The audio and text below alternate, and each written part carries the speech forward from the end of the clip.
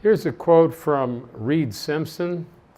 This is actually in the foreword to Ellen Brown's first book, Web of Debt. And in this foreword, Reed Simpson, who is an experienced Wall Street banker, says the following: I have been a banker for most of my career, and I can report that even most bankers are not aware of what goes on behind closed doors at the top of their field. The process by which money comes into existence is thoroughly misunderstood, and for good reason.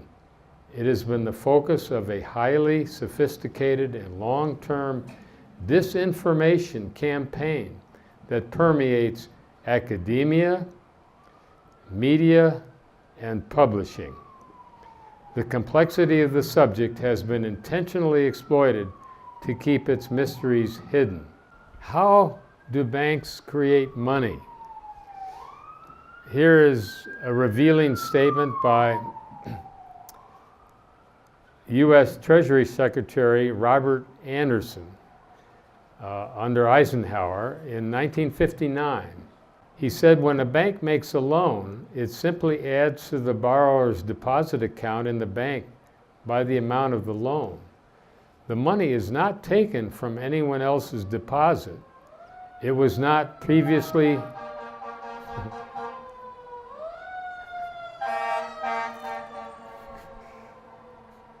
I think they heard what we're talking about here.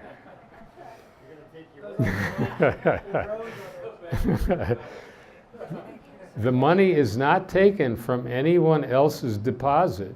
It was not previously paid into the bank by anyone. It's new money created by the bank for the use of the borrower. Other people have called that creating money out of nothing.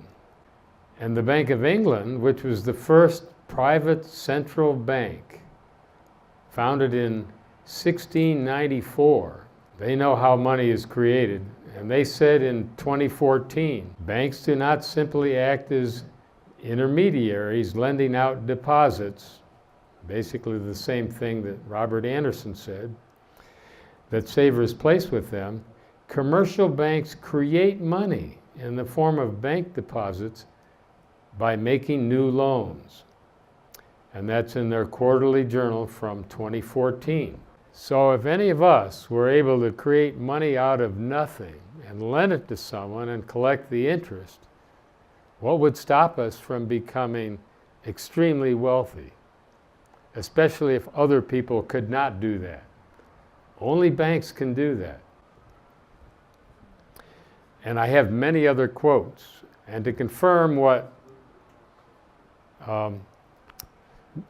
Mr. Reed said in that first slide, I have an email kind of debate or discussion going on between myself and the CEO of a bank with some $200 million of loans outstanding.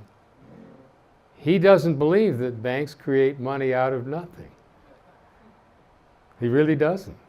And he's going to be stuck, because I've asked him, okay, show me what deposit that came out of. And he's not going to be able to show that a new loan comes out of any deposit. And when you think about it, a new loan may involve, $400,000 for a house. That's newly created money that did not exist before and entitles the bank to collect all the interest on that. And over a 30-year loan, they may collect 3 or more times the amount of the principal owed on that house. They may collect over $1 million altogether in payments for a $400,000 house. Ask yourself, is that just? This slide is of a study that was done in Germany in 1982, and it divided the German populace into 10 groups by income, 10% of the people in each group. On the far left are the people with the lowest income, the lowest 10%, going on up through 80%, and then you see for the first time in the 90% group, between 80 and 90 percentile, What that represents is whether people below the line are all of those who are paying out net interest every year. 80% of the population are paying out substantial net interest. And the only people collecting that interest are the 80th to 90th percentile, which collects a small amount, roughly half as much as the amount of interest paid out by some of the middle groups there. And the top 10% who get the lion's share, $35 billion equivalent. Actually, that's in Deutschmarks, 35 billion Deutschmarks, okay? And all of the rest of the population are either getting very little, 80 to 90th percentile. Those people are pretty well off, but they're still paying net interest. And all of the rest of us. So if you wonder where the money is going and why the rich are getting richer and why everyone else is getting poor, this study tells it all. And in case you wonder if that just applies to Germany, here's the United States. American income disparity grows over the period from 1966 to 2001. That's 35 years, fairly long period. And this is in wage income. For the 20th to the 80th percentile, income fell by 20%. That's a large chunk of the population. For the 80 to 90th percentile, the group that got a little bit of net interest in Germany, their income stayed the same. For the 95 to 99th percentile, their income grew by 29%. That's actually not that much. Over 35 years, that's less than 1% a year. And then you go to the top 1%, except for the 1/10 of 1%. Their income grew by 73%. That's roughly double, that's roughly 2% a year. And then you go to the 1/10 of 1%, and it grew by 291%. And you can see why that is when you look at this document. Here is an illustration of one of the most important advantages of having public banks. This is a study that was done in Central and South America. To the left of the line where the light blue or gray lines appear, that is where banks decrease their interest, and they are all private banks. And the period of time we're talking about here is the Great Recession, the first 9 months of the Great Recession, from December 2008 to September of 2009. And on the right side of that vertical line, with the red, are public banks. They all increased lending during that time period. So to make that clear, the private banks all decreased lending, and the public banks all increased lending. And the reason for that is that the public banks' obligation is to the community. So when a worldwide recession starts, as it did in 2008, thanks to the collapse of the big real estate bubble in this country, the public banks are serving the public interest. They don't want to see a recession in their country, so they lend more money and keep the economy on an even keel. And in the same country, you see these are paired, where you see in Uruguay, for example, 7.6% decrease in lending by private banks, 2.2% increase in public banks. You have the public banks offsetting the recessionary effect of the private banks. In the United States, we didn't have that except in one place, and that was North Dakota. North Dakota is the only publicly owned bank of any size in this country. They not only experienced no recession, they experienced record surplus in 2008, 2009, 2010, and each year after that, and each year before that. And the reason is that they lend more in a recession to serve the public interest, whereas the private banks are thinking of their shareholders. Oh my God, the economy's declining. Our shareholders won't like that. Let's pull back our funding. And what does that do? Well, it puts businesses out of business, and that decreases spending in the economy, and other businesses are hurt and have to lay off employees, and before you know it, you have not only a recession, but in this case, a great recession. And public banks, one of their greatest functions and abilities is to prevent recession and depression. We have the answer to that, and the education that we all got in college with economics textbooks talking about the business cycle as though that's a fact of nature. The economy goes up and the economy goes down is completely preventable. But you have to have banks that are serving the public interest in order to do that. The second part of my talk, and I did want to hit some of the two highlights about public banking because they're very stark and really let you see how important this issue is. Steps for starting a public bank. This is a little bit technical, but I think because we're all advocates and want to do something in our cities, the county, and state of Colorado, we need to know kind of what the steps are.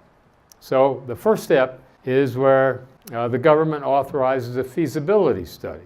And they study the financial potential of a public bank, what it's going to do, is it going to make money, how will it affect the economy, what can it do for us to meet our needs, our local needs, the legal issues in the bank, is it legal, are there any laws that need to change, how is it going to be managed, and how do we make it accountable.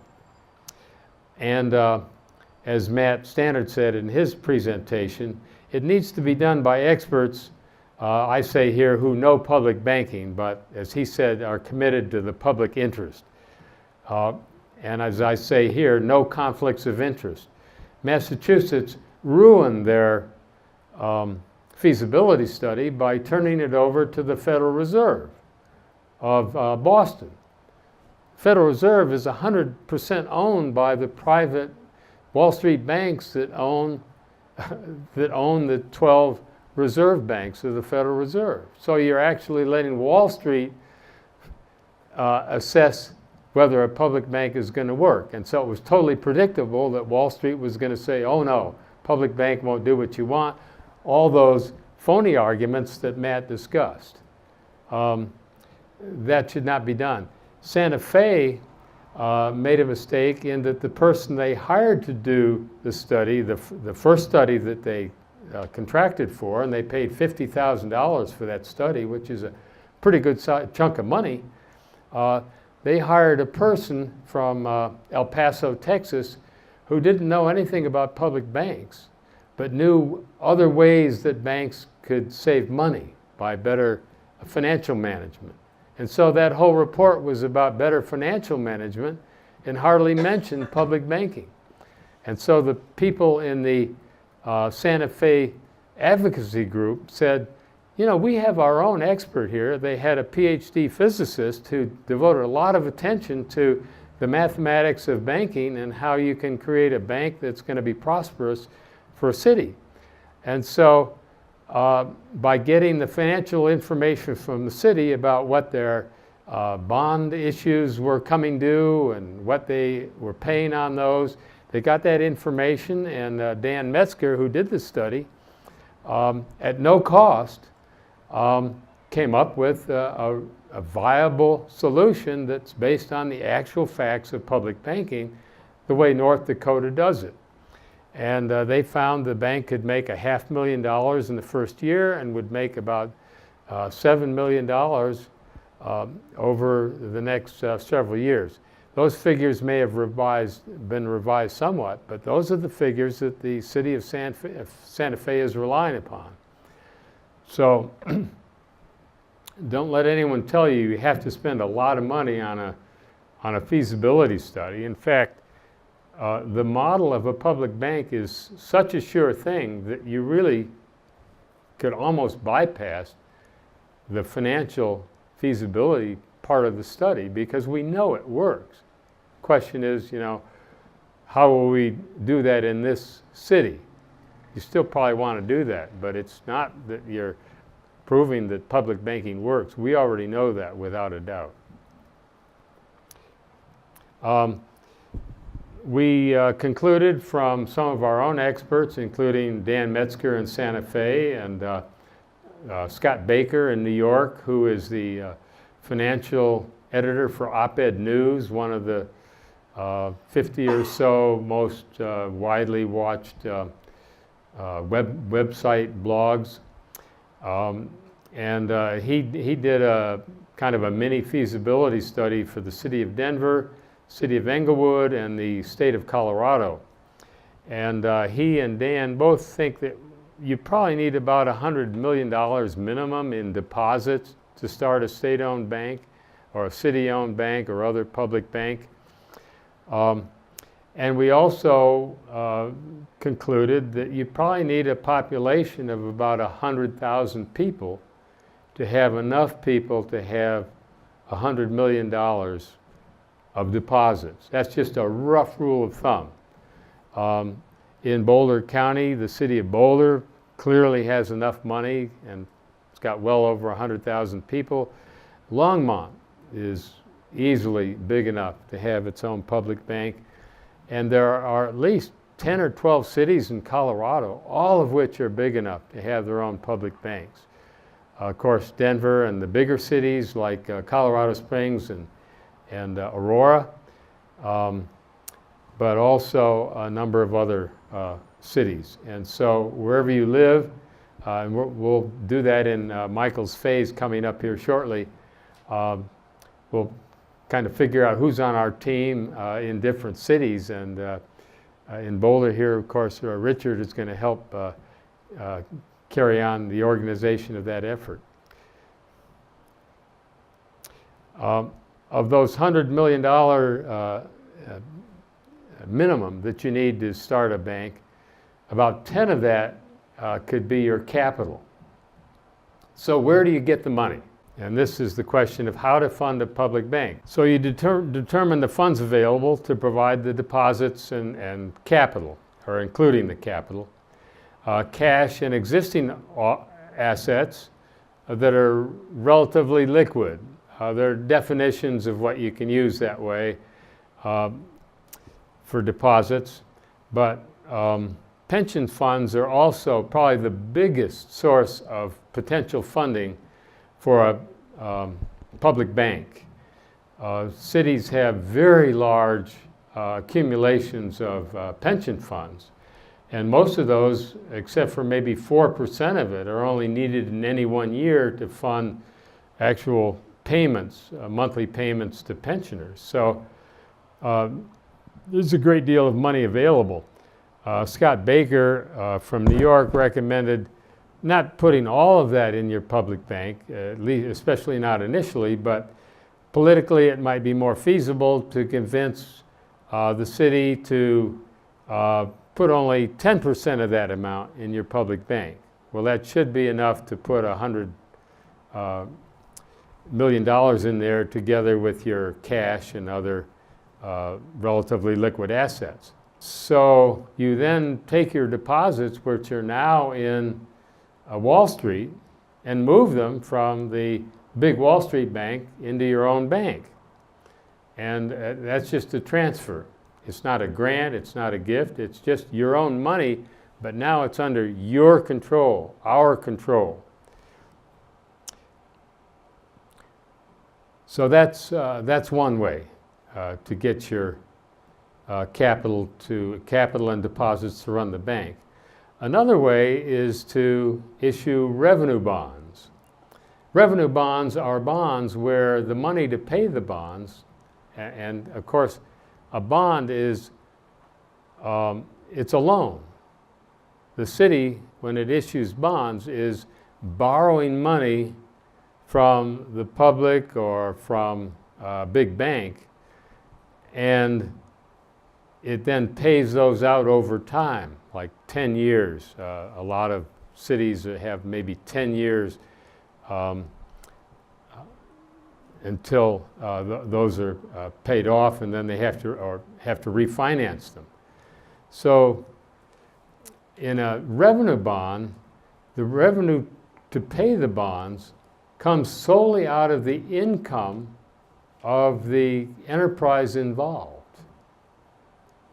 A city, for example, typically operates a golf course. A golf course is a money-making enterprise. You charge green fees and they pay that in. The revenue from that, if you had revenue bonds to support a golf course, would come out of the golf course. But you know there's going to be revenue there, and so those aren't terribly hard to sell. In the case of a bank, since banks are so profitable because you're actually creating money out of nothing, imagine having a business where you can create your stock in trade with a click of a mouse.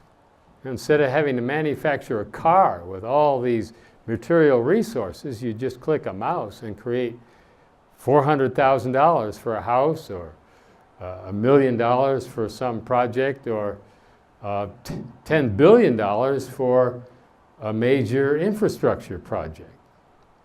Banks can be very profitable. The Bank of North Dakota has averaged 19% return on equity for the last 15 years. Most businesses, restaurants, they're lucky if they make 5%. Usually it's less than that. Anyone run a restaurant that can confirm that? Yes. About 10%. A fast food restaurant is about 10%. Okay. But the Bank of North Dakota making 19% is way better than that. And one of the arguments that Matt Stannard was discussing was the argument that private banks are more profitable than public banks. Not true. The Bank of North Dakota, averaging 19% return on equity, exceeded JP Morgan Chase and Wells Fargo by about 70%. And that was an article that Ellen Brown wrote about in 2014. Those comparisons were reported in the Wall Street Journal, so it's not like we're not quoting a kind of a right-wing or conservative financial source. Also, private bank profits don't go back to the people. Exactly. Yes, that slide I presented back here, where all that money is going to the richest 10%, and the public bank, all of that interest comes back to the entire community. I mean, what a no-brainer. Then you can spend it on things people really need. Okay, let's go back here. Now revenue bonds, I mentioned here at Tabor Enterprise. A Tabor Enterprise is actually a way to get around the restrictions of the Tabor Amendment. In Colorado, the Tabor Amendment says you can only increase your income of government without a tax increase voted on by voters according to the increase in population and inflation. And that means, and it also results in, if you have less income in some years, you actually have to reduce spending. And that's why we keep having more and more annual decrees that we've got to cut spending. We've got to cut the fire department. We've got to cut the police. We've got to cut housing. We can't afford affordable housing. We can't afford to repair our streets. We can avoid that by being a Tabor enterprise. A Tabor enterprise is defined right in the Tabor Amendment. It says if you're a self-supporting enterprise, which a bank is, you can be a Tabor enterprise if you meet 3 criteria. One is government owned and operated, which a public bank would be. Number 2, less than 10% of your income in any one year can come from government sources in Colorado, state or local government. Well, the Bank of North Dakota has been making 19% average income a year. So they've never needed that 10%. And they've got enough reserves that if they had a bad year, they could, again, they would not have to get money from government. So that's, again, a no-brainer. And finally, they have to be authorized to issue revenue bonds. That's very easy. You just say, the bank is authorized to issue revenue bonds. You don't have to issue them. You just have to be authorized to issue them. Number C is general obligation bonds. That is where the city extends its own credit behind those bonds. It's probably not necessary because under A, that cash and existing assets and the pensions are going to supply enough to get that bank going. And if you want to beef up the bank and not have to take as long as North Dakota did to build up that bank to a really robust bank, they have $7 billion in assets now and $2 billion of loans, and their equity or their capital reserves are about close to $900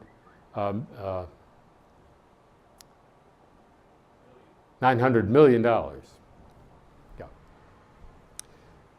Yeah. So if the city wanted to issue revenue bonds, they could take in enough money so they'd be able to lend a lot more. And you know, if you can make the annual financial report for North Dakota just came out for 2016, and their return on equity was 16.6%. I think part of that is that they're taking on more student loans, and they've been offering those at lower interest than the private banks have. So it's come down a little bit, but 16.6% is still a very robust return. And that would be another way to beef up the bank. And then Paul Weissman, who is the treasurer of Boulder County, mentioned that local government investment pools can also be used to help build up the deposits and assets of a bank. Local governments in Colorado are permitted to pool their money together and invest it in ways that they choose. So that's another way. I'll go very quickly over the last part of this and we'll be done. The steps to create a public bank that follow what we talked about are passing enabling legislation. We hereby create a public bank, and you define it, who's going to run it, and so forth. Once that's approved, you apply for a charter under Colorado law. It's fairly hard work, but it may take only a few months. An estimate I got was maybe 500 hours of effort. Also, there are collateral requirements for deposits that come from a government agency like a city. Of course, these were designed to protect cities and state governments and county governments from private banks who hold their deposits, because the private banks, you know, their obligation is to the shareholders and not primarily to the city. So that's the reason for this collateral requirement. 102% in Colorado. Got to have 102% collateral for public deposits. And we were a little stumped by that, but we realized there are ways around that. One might be, as Paul Weissman suggested, investment pools from local governments. But I think what is going to turn out to be more feasible is that you can get a letter of credit, which is like a guarantee from the Federal Home Loan Bank. We're in the Topeka branch, which serves Colorado and Nebraska and Kansas and one other state, Oklahoma. And the Topeka branch doesn't appear to have any restrictions that you got to have your bank going for 2 years. And because a city would be handling its own money, you know, they're going to be very careful about that. It's its own money. You know, they have to pay salaries and pay for roads and things like that with their money. So we think it wouldn't be that hard to convince the Federal Home Loan Bank to give a letter of credit. And the charge for a letter of credit is very low. It's 0.125% interest per year. So that's not a huge. You have to first become a member of the Federal Home Loan Bank. That's 0.1% of your assets. If you had $100 million in assets, that would cost you $100,000. And then you get dividends on that. So it's, you get some you get some return for that. And if you have $100 million to put 1/1000th of that in the Federal Home Loan Bank to become a member, that's a small price to pay to get your collateral requirement met. And then you're off and running. And I say, let's do it now. Okay, so you have public banks and private banks. Could you compare and contrast how credit unions fit into that scenario? Yes. A credit union is closer to a public bank, I would say, in most cases, than it is to a private bank. They're nonprofits. It's one member, one vote. Where they're a little more like private banks is that their income may be divided according to the shares and ownership, or they may pay a large income to the owner. That's not prevented, I don't think, by the laws governing credit unions. But because they typically serve all the members and they all have one vote, they tend to keep interest rates lower than private banks, than banks, and they serve their members more. They're handicapped by having limits on how much they can lend. They tend to be only so big, and they can't take on huge loans. I talked to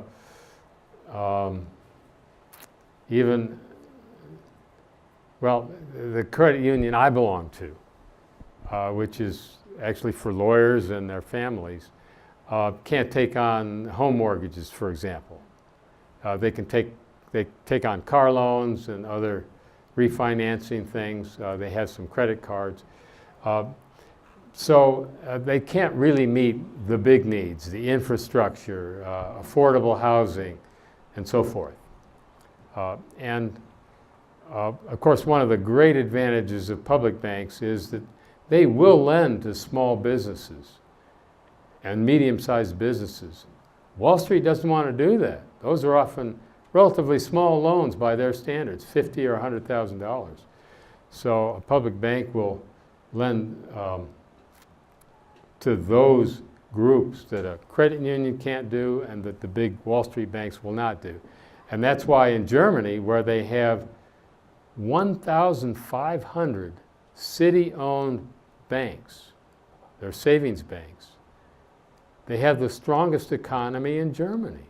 It's because of those banks. They support small and medium-sized businesses, and that's where most creativity occurs, is in small and medium-sized businesses. The big ones are big bureaucracies, and they'll buy a brilliant idea from a small startup. Okay? Does that answer your question? All right. Another question? This must all be quantified, so why does it need to be studied? Like, so it's true here. Repeat the question. Okay. Yeah, she is asking why it needs to be quantified. Reinvent it, Yeah, why do we have to? Needs it Okay. differently than anybody else. All right. Well, as I said, we don't have to reinvent it. We already know it works. There's no question about that. But each city, because they're risk averse, are going to want to see the figures for their city. Yeah, but they're more at risk being under private banks. Absolutely. But we have to. We need to show that To show them how they're putting it. we're going to show them that. One of the principal appeals we're going to make is every day you as a mayor or you as a city councilman do not have a private bank. It's costing you $15,000. It's costing you, so many $1 million every week not having a public bank. And we can show that. And for each city, they're going to want to see the figures for their city, but we're going to give it to them. And they're going to be confronted with the fact that if they don't do it, they're going to look irresponsible. They're custodians of our money. They have a fiduciary trust relationship with us as citizens to take care of our money.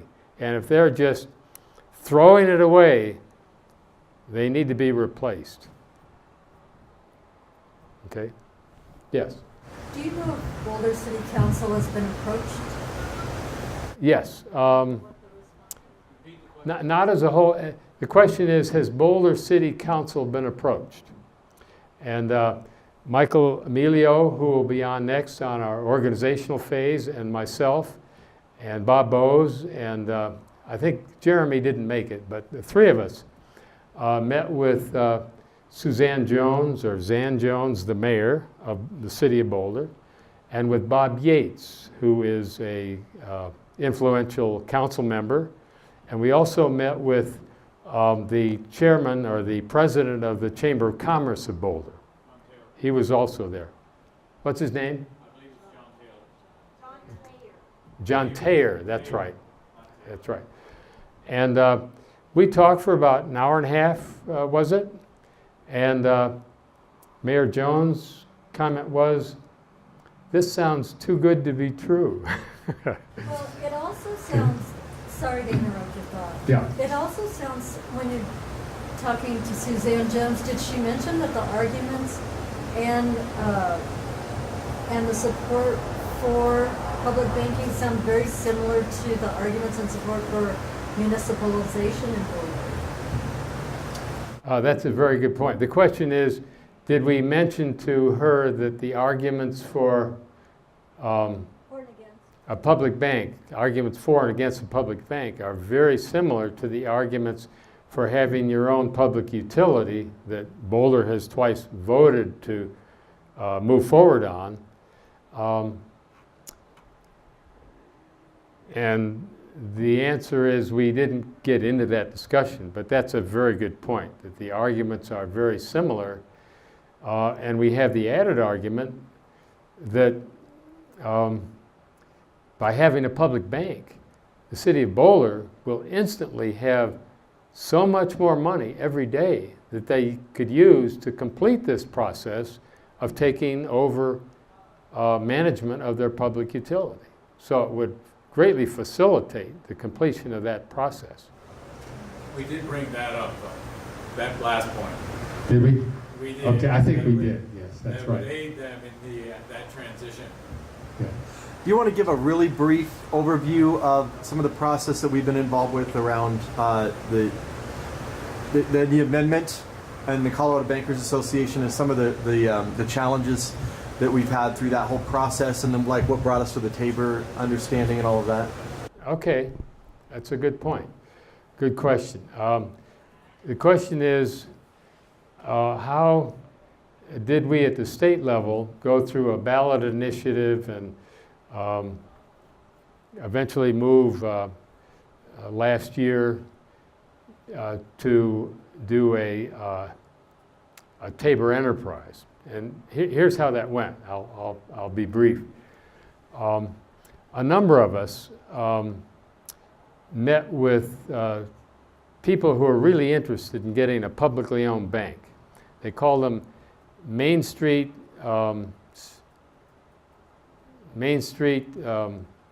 Stakeholders Bank, something like that. And we had several Democratic legislators in that group. Sue Ryden, the several current state senators, and we had, I'm not sure any Republicans were in that group, but there were several legislators, and they asked the legislative council of the General Assembly, the legislature. They asked them, is a public bank legal at the state level, a state public bank?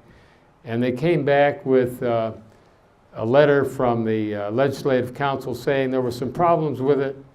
And so this committee kind of backed off at that point. Pardon me? Oh, the mic's a little close to your mouth. It's really Okay, loud. okay. That's just kind of peaking on my. Okay, thanks. And some of them went up to North Dakota, and I don't know what got into them, but they came back. Max, do you remember Max's last name? Okay. He retired from the legislature just last year. Max Tyler. He and a couple others went up there, and they came back thinking, well, it won't work.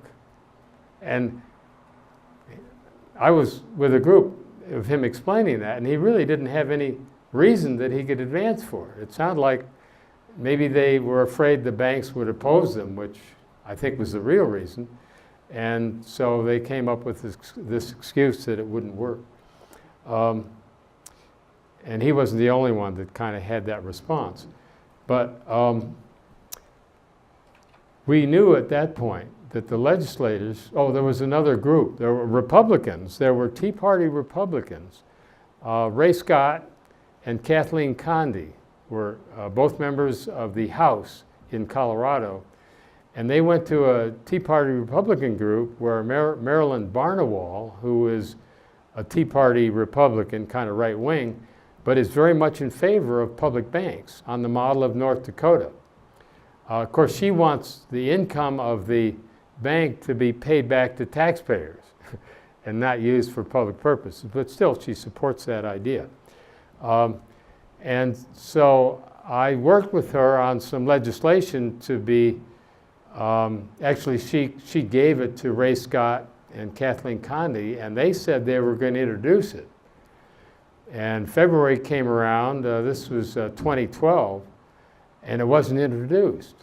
And so I called up the legislative assistant to Representative Scott, and he told me that a national organization with an acronym of 4 letters, I don't recall what they were, had given them a lot of heat and were going to oppose this. And it sounded like they were going to make it very hard for them to get reelected and so forth.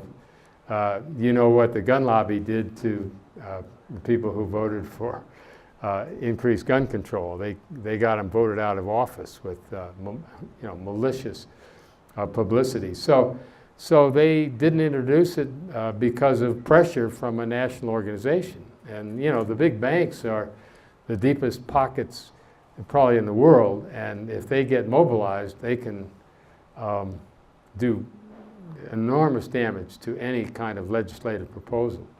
If you think Monsanto's bad, wait till you see the big banks go into motion. So Bob Bowes and I, who had both been part of this stakeholders group, realized that this is a good reason to do a ballot initiative.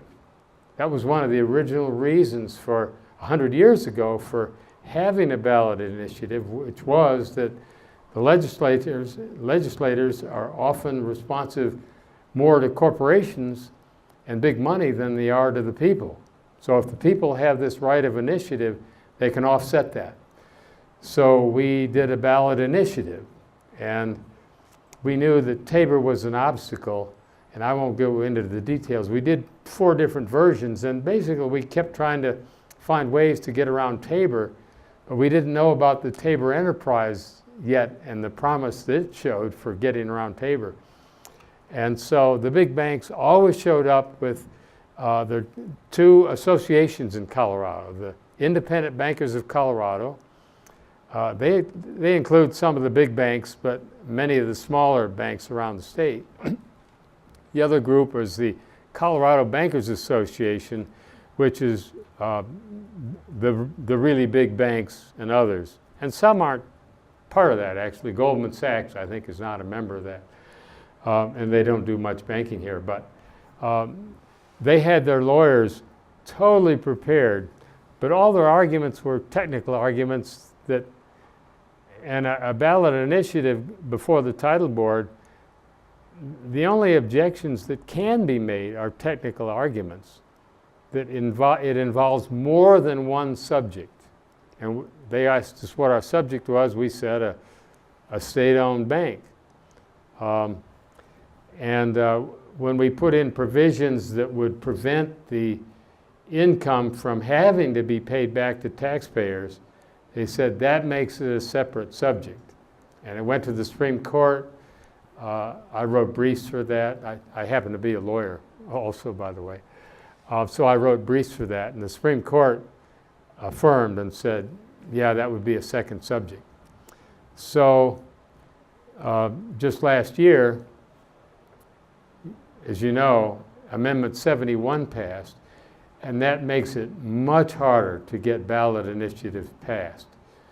You got to have 2% of the voters sign a petition in each of all 35 Senate districts in Colorado.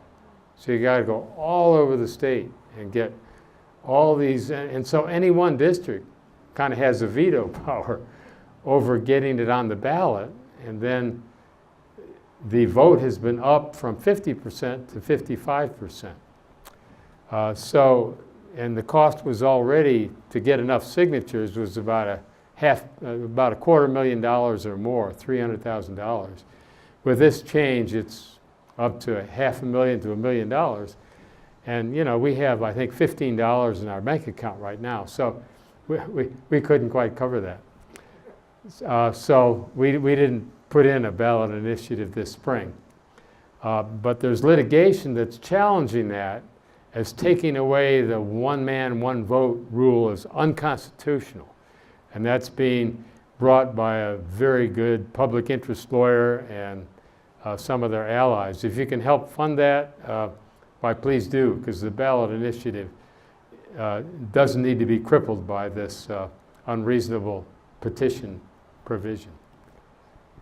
Yes. And just the reason why I asked that question, because I was involved with that process too, is that they would bring up straw man arguments, but the legislators, because like you say, they're risk averse, or maybe they're secretly not really interested in hearing public debate, would just, you know, allow these straw man arguments to win over.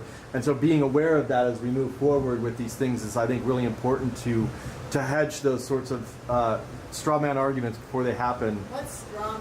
It's like an argument that's just like not real. Like it's you know, they were claiming, like, for example, they were claiming that it was multiple subjects when it clearly was not. I mean, any reasonable person would say it's not a multiple subject, because you have to capitalize the bank in order to have the bank, and it basically that we said that we had a bank where we allowed the state to put the state funds in the bank, which is like, duh, that's what the whole point of it is.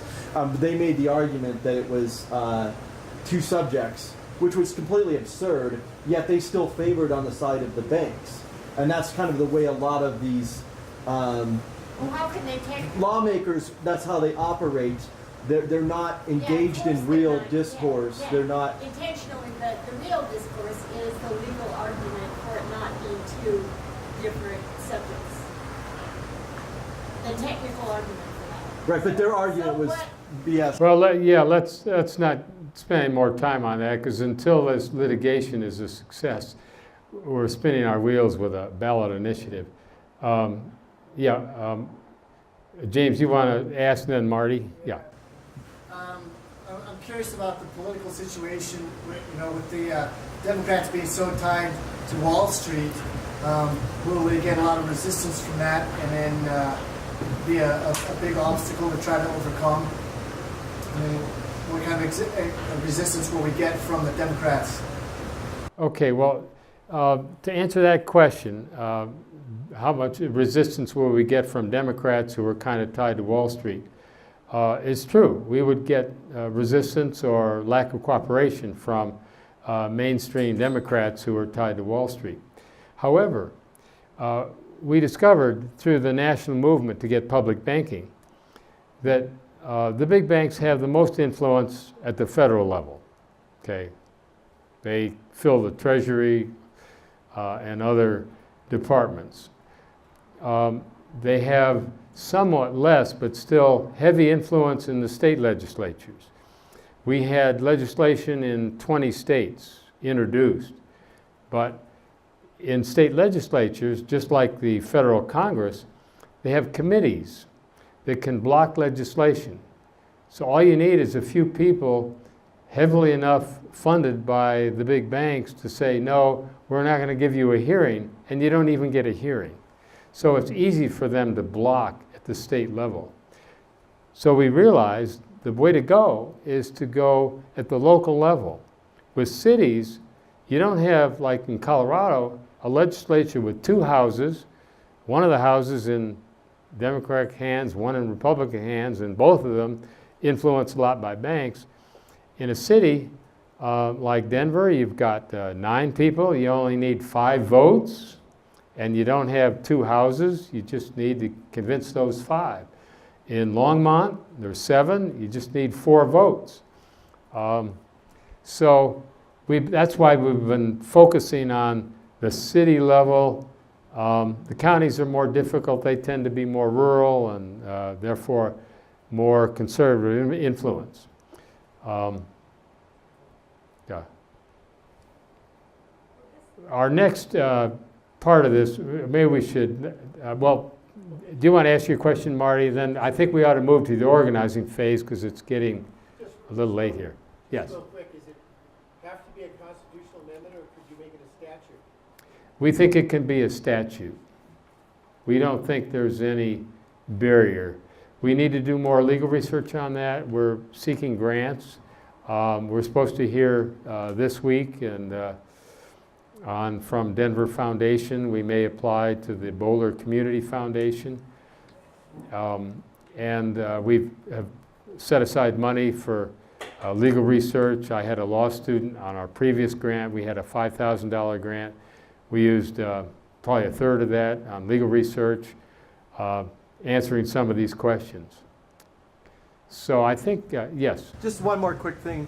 Okay. Just because you say there's not going to be a resistance, there's one extra piece of this that I think we should be aware of as we move forward, which is the state preemption laws.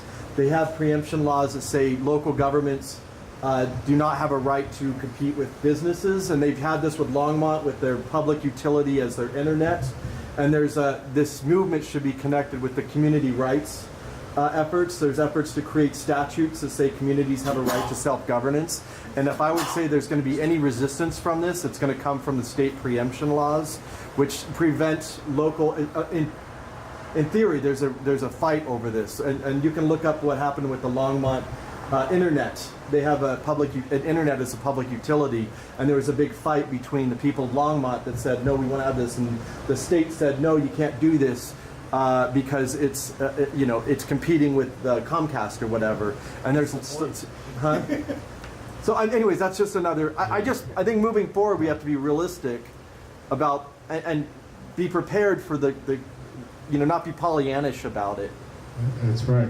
I thought what Dan Leftwich said about this lately was that the cities are exempt from preemption. So the city. No, look up look up the community rights networks. Coloradans for Community Rights, and you can read or CELDEF. I forgot what CELDEF stands for. Community Environmental Defense. Yeah, that is Defense. that is a critical piece to all this, and that's what I'm talking about with state preemption laws. They have a whole thing that explains what that is, and the fight's over local communities saying, hey, we don't want fracking in our community, and they say, well, you don't have a right to self-governance. It's an issue that connects to this. Okay. If we do it as a Tabor amendment, though, Tabor Enterprises, there are all kinds of them that are already totally upheld legally, like golf courses. This is no different from that. One other thing, Earl, does this have anything to do with like the Federal Reserve, like getting rid of the Federal Reserve? Like if a lot of states got public banks, would that have an effect on the Federal Reserve, or do you have to? Is the Federal Reserve a problem? It wouldn't affect the Federal Reserve. The Bank of North Dakota deals with them. It doesn't prevent them from being very successful. That's another issue that has to be tackled at the federal level. And the federal government could take over or start its own bank. It could take over some of the major banks and have public banks at the federal level. That makes just as much sense. But politically, it's much more difficult because of the huge influence of the big banks at the federal level. And they could issue greenbacks as well. Federal government, under the Constitution, expressly has the right to print money to cover its expenses instead of borrowing money at interest that you could create yourself without interest. Why would any government do that?